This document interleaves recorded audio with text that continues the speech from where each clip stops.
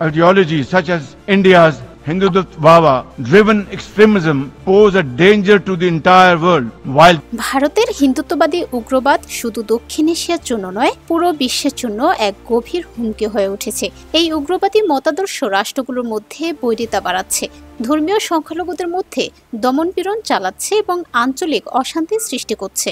জাতিসংঘের সাধারণ অধিবেশনে বক্তব্য রাখতে গিয়ে পাকিস্তানের প্রধানমন্ত্রী শাহবাজ শরীফ ভারতের রাজনীতি নিয়ে তীব্র সমালোচনা করেন। জীবন অবাক না করলে কে করবে? 28% মিল্ক ফ্যাটের অবাক করার সাথে ফ্রেশ মিল্ক পাউডার। জীবন অবাক করুক প্রতিদিন।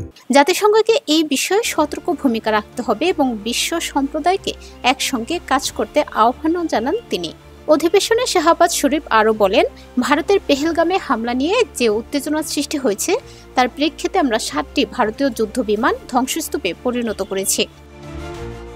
এছাড়াও শাহবাজ শরীফ আরও বলেন, যুক্তরাষ্ট্রের প্রেসিডেন্ট ডোনাল্ড ট্রাম্প সংকটময় সময়ে হস্তক্ষেপ করে পাকিস্তান ভারত যুদ্ধবিরতি নিশ্চিত করেছিলেন।